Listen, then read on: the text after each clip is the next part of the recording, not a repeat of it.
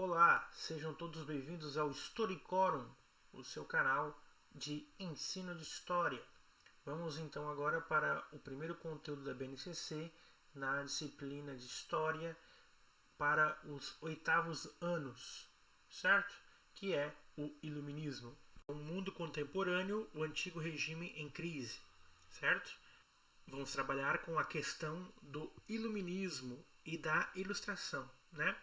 E a habilidade que o aluno tem que ter, após o conteúdo, é identificar os principais aspectos conceituais do iluminismo e do liberalismo e discutir a relação entre eles e a organização do mundo contemporâneo. O que é o iluminismo? Bom, o iluminismo foi um movimento intelectual em que alguns pensadores formularam ideias e teorias sobre o mundo baseadas na razão. Isso ocorreu no século XVIII, na Europa Ocidental. Então vamos trabalhar com a ideia de iluminismo. É um movimento cultural de alguns pensadores e intelectuais da época que começaram a ver as coisas de uma forma diferente. Queriam mudar alguns aspectos da sociedade daquela época, principalmente com relação ao modo de pensar das pessoas. Esse grupo de pensadores vinham da burguesia. Suas ideias eram contra o antigo regime.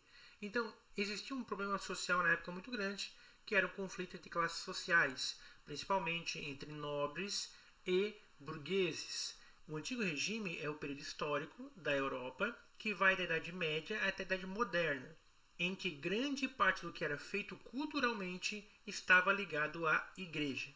Na política, os reis começam a comandar as cidades com poder sobre tudo, o chamado absolutismo.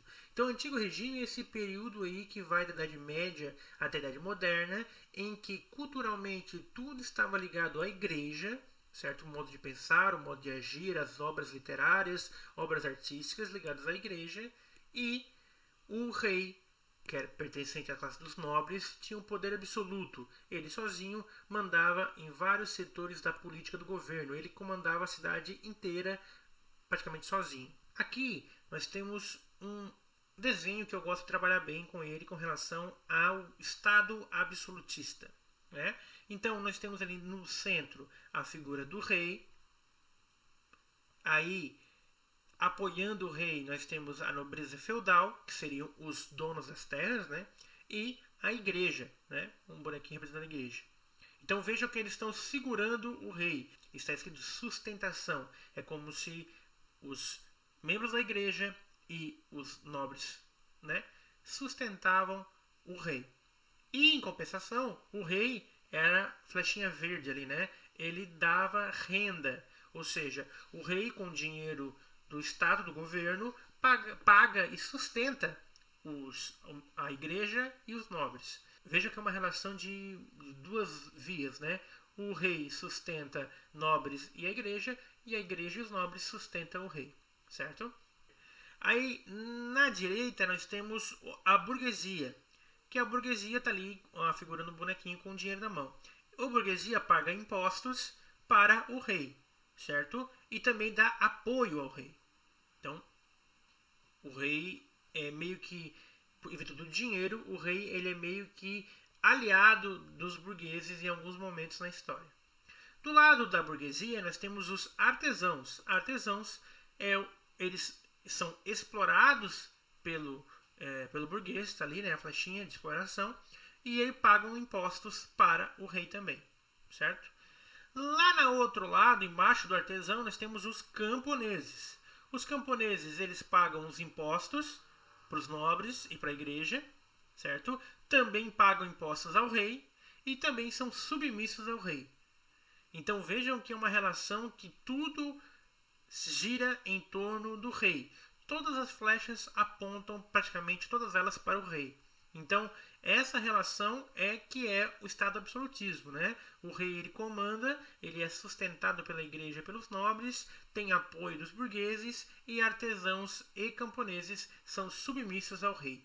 Entre os europeus existia uma divisão de classes bem estratificadas, sem mudança entre classes. Então existiam algumas camadas, né, da sociedade, alguns degraus, e esses degraus eram meio que você não podia mudar de um para o outro, certo? Você que era um camponês, você nunca ia ser um nobre. É a questão de estratificação. Era bem dividida em camadas e uma camada não podia entrar no lugar da outra. Existia o primeiro e o segundo estado. Segundo a tradição, eram classes criadas por Deus para rezar e para comandar. Possuíam certos privilégios. A própria igreja sustentava esse poder do rei, alegando que a própria Bíblia dizia que existiam pessoas que nasceram para trabalhar, pessoas que nasceram para orar e pessoas que nasceram para comandar. Então, nobres e clero eram que nasceram para comandar e para rezar. Já o terceiro estado eram os trabalhadores, que é o que pagavam os impostos e não tinham privilégios. O terceiro estado eram os trabalhadores, eles é que pagavam os impostos, e aí também entra a burguesia. Então, aqui deixo para vocês uma imagem, vocês podem pausar o vídeo e responder essa imagem. Descreva quais elementos estão presentes nessa imagem. Então nós temos uma pessoa erguendo duas outras, né? Todas elas estão vestidas com roupas bem marcantes. Temos ali, então, essa pessoa que está com uma espécie de ferramenta na mão. Então tem algumas plantas e animais embaixo. Em cima dele nós temos uma pessoa que tem uma roupa bonita, né? E está com uma cruz no peito, bem alimentado. Do lado dele, atrás dele, nós temos uma outra figura de uma pessoa que tem uma espada e tem uma roupa também diferenciada e o chapéu também, quer dizer, bem alimentado. Enquanto a pessoa que está embaixo, ela é fraca, né? O que cada elemento dessa imagem está representando? Provavelmente, né, o que está embaixo da imagem é os trabalhadores do campo, né? O cara está com a ferramenta na mão, ele é um trabalhador que está fraco, velho, debilitado.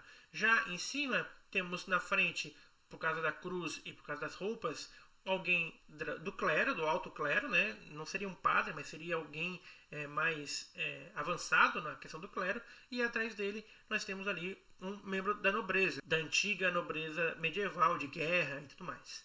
O que se pode concluir ao analisar a imagem com relação ao antigo regime? Os trabalhadores, né, o terceiro estado, sustenta o primeiro e segundo estado, leva nas costas, né, principalmente com os impostos. Então vamos voltar ao termo iluminismo, né? Por que iluminismo? Então, o século XVIII ficou conhecido como o século das luzes, pois o termo iluminismo traz a ideia de iluminar, combater a ignorância, as superstições, ser guiados sempre pela razão. O século XVIII ficou conhecido como o século das luzes, por isso que é uma ideia de iluminar. É como se a gente chegasse no local e se o local estivesse escuro, a gente não consegue enxergar nada.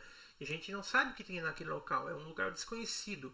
Mas de repente você ilumina aquele local e fica um local mais nítido, as coisas ficam mais claras para você. Você consegue ver realmente como é aquela coisa. Então essa é a ideia do iluminismo, a ideia de mostrar realmente, as coisas elas são dessa forma aqui.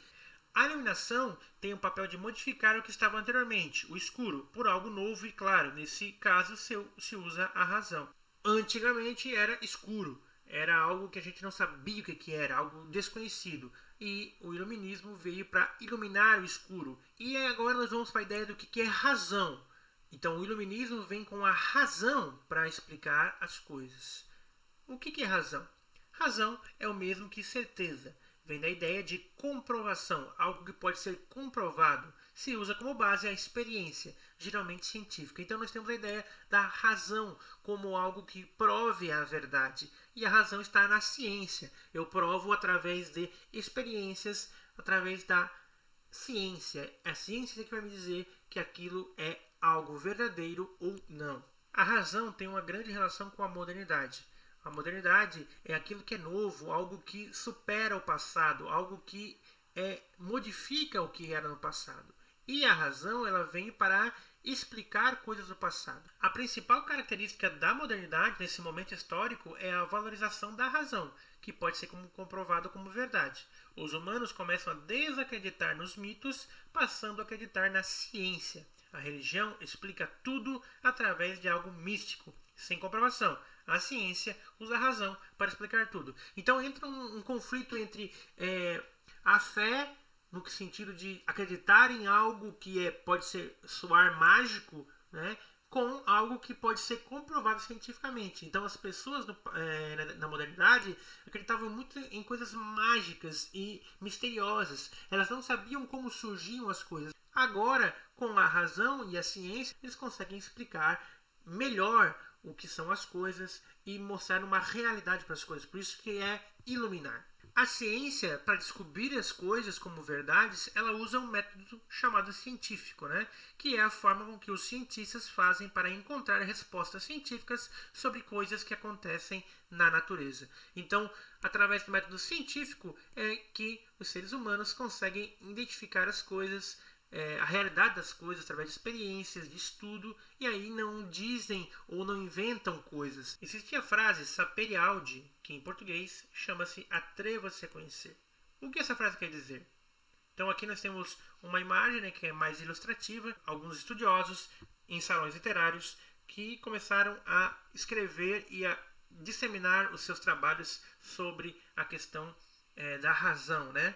Então, o que é atreva-se a conhecer? É a ideia de que você tem que se arriscar, que você tem que ir atrás. Então eu uso sempre a ideia da informação que você recebe. Então você recebe uma informação no WhatsApp ou de algum familiar seu. Ah, aconteceu tal coisa. Então você faz o quê? Geralmente você vai lá e compartilha.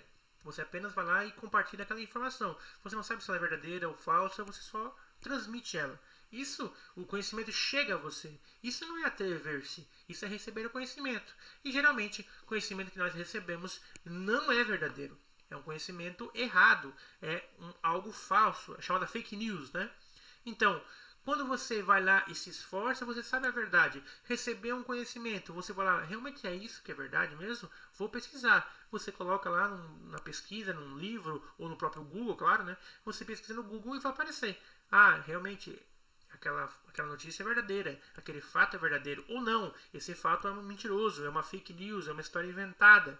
Então, geralmente, quando a gente recebe uma notícia e coloca as primeiras palavras da notícia, já vai aparecer no Google que é uma notícia falsa.